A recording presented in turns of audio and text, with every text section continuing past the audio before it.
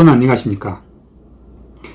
어제 드루킹 일당의 마쿠어 조종자나 다를 바 없었던 김경수 경남지사, 2017년 대선 당시 더불어민주당 문재인 후보의 가장 최측근의 신복이었던 김경수 수행비서실장, 이분에 대한 대한민국 대법원의 최종 확정 판결이 나왔습니다.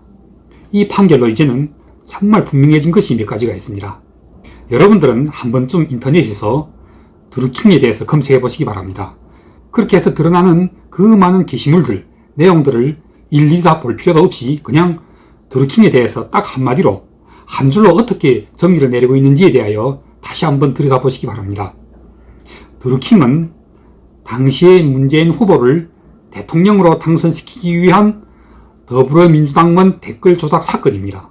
그리고 이번 대법원의 판결로 그 배후에는 바로 문재인 당시 후보의 수행비서실장 김경수가 마쿠어 조종자로 있었음이 밝혀진 것입니다.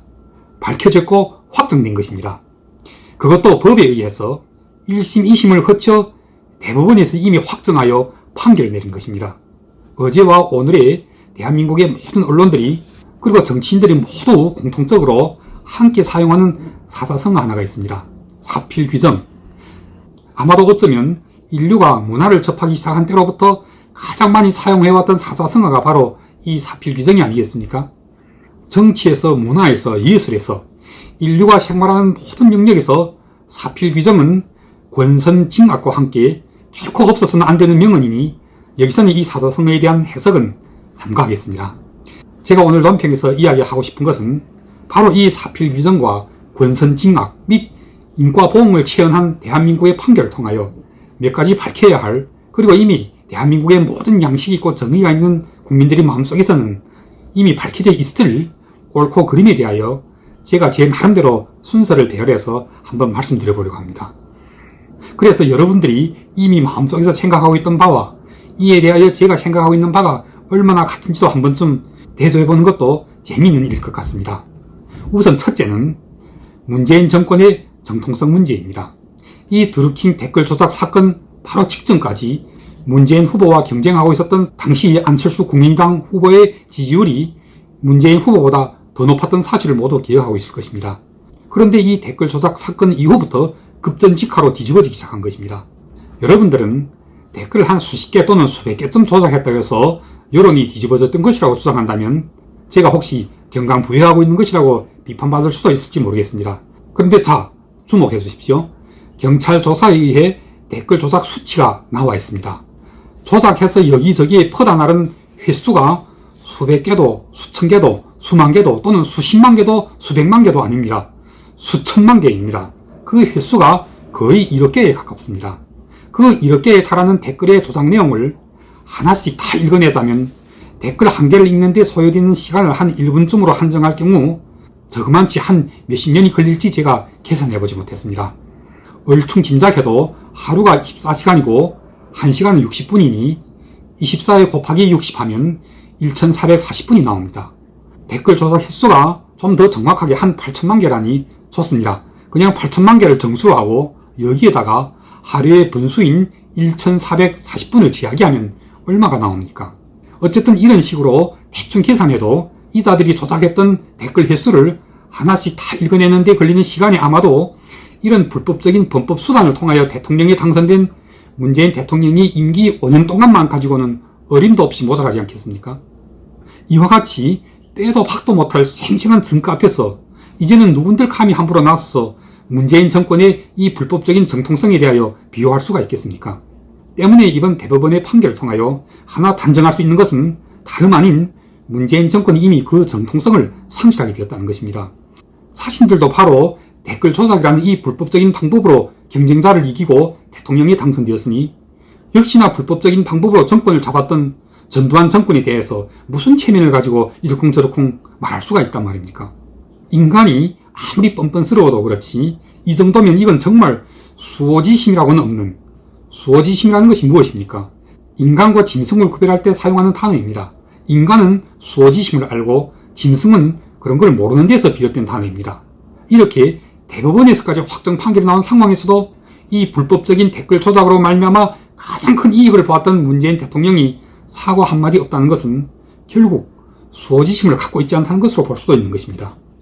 다음 두 번째는 김경수가 너무나도 누구랑 닮았다는 것입니다.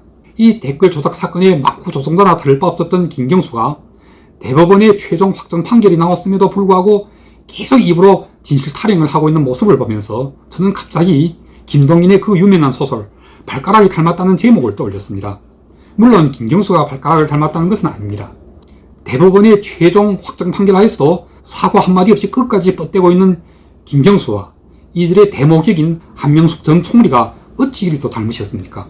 틀림없이 김경수와 그의 추종 내지 비호 세력들은 계속하여 대법원의 판결도 뒤집기 위한 재심 청구를 하게 될 것입니다.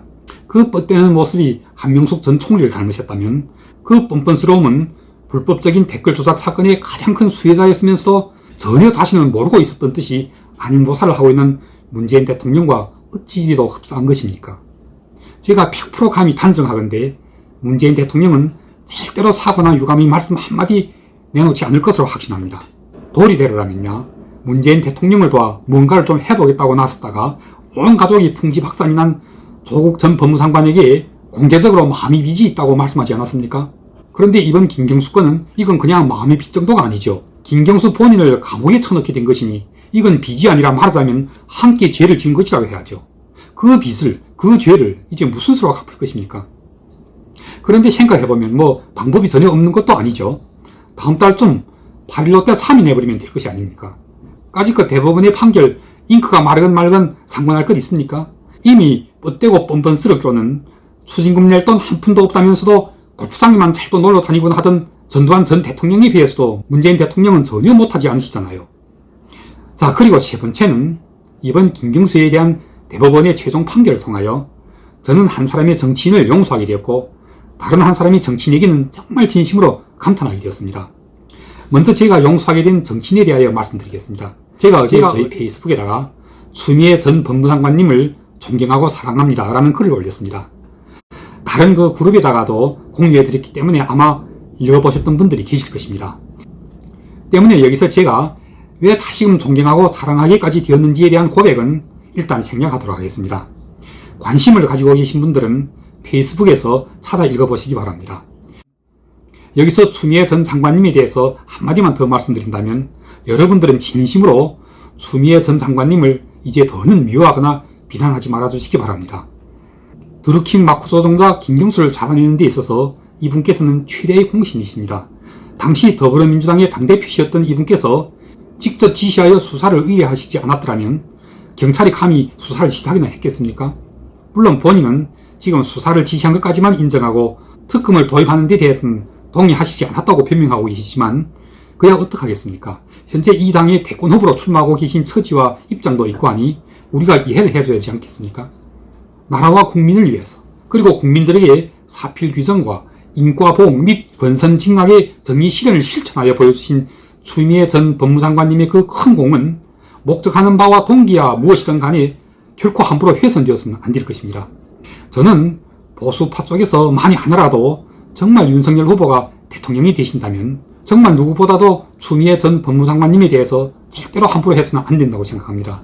추미애 전 법무장관님께서 수용 갈등 당시 여러 가지로 국민들의 눈살이 찌푸려질 지경으로 정말 정남이 떨어지는 모습들을 많이 보여주셨던 것도 사실이지만 그러나 최소한 드루킹 마쿠 조종자 김경수를 잡아내는 데서 결정적인 역할을 해주셨던 이 큰 공 하나만으로도 모든 과오를 다 용서받을 수 있다고 생각합니다. 때문에 진심으로 요청하건대 보수파 국민들은 이제 내년쯤 정권을 쟁취하게 되시더라도 추미애 전 법무장관님에 대해서는 절대 함부로 하지 마시고 깍듯이 예의를 차리시고 진심으로 존경하고 감사하는 마음을 가져주셔야 할 것입니다. 오늘 논평 마무리 짓겠습니다.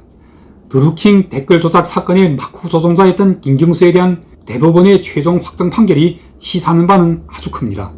종합하여 하나로 말씀드린다면 첫째도 둘째도 그리고 셋째도 문재인 정권의 정통성에는 이제 문제가 있다는 것입니다.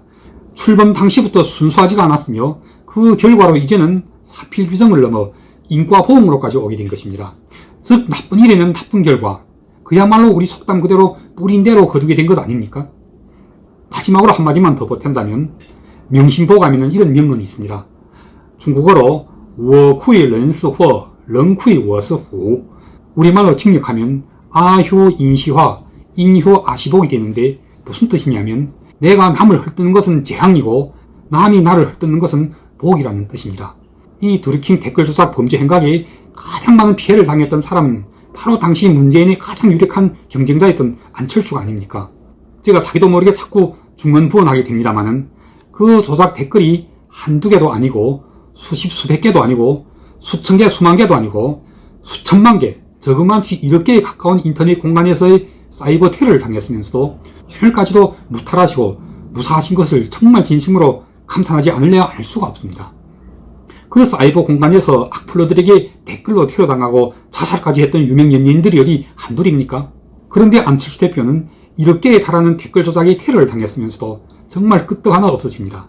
명심보감 속의 그 유명한 아효인시와 인효아시복의 도리가 참으로 영감하셨다고 볼 수밖에요.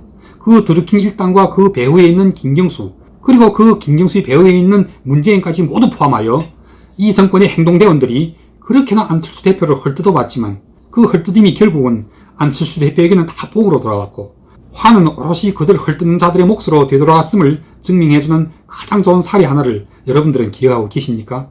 바로 이 드루킹 댓글 조작 범죄 사건의 최대의 피해자였던 안철수 대표는 대한민국의 전라남도 해변가에서부터 수도 서울의 광화문 이순신 장군 동상 앞까지 두 발로 1천리도 넘는 거리를 마라톤하는 기적을 창조해내셨지요. 제가 고구려나 신라, 백제 시절의 역사까지 다 뒤집어 볼 수는 없지만 최소한 조선조 500년의 역사에서 과연 두 발로 능히 1천리를 달릴 수 있는 인물이 있었던지는 의문을 가집니다. 이렇게 대단하신 대한민국에선 정말 유일무이의 정치인 안철수에 대하여 지금도 함부로 왈가불가하는 사람들이 계신다면 저는 그분들께서 두 발로 자기들이 살고 있는 아파트 단지나 또는 동네를 몇 바퀴나 다닐 수 있는지부터 먼저 한번 테스트 해보시길 바랍니다. 자, 오늘 논평 끝내겠습니다. 두 말할 것도 없이 이번 드루킹 마쿠 조종자 김경수에 대한 대법원의 확정 판결은 사필규정에 인과보응에 권선징악을 넘어 현존하는 우리 시대 정치인들 가운데 가장 위대한 정치인 안철수의 승리이기도 합니다. 오늘 방송은 여기까지입니다. 감사합니다.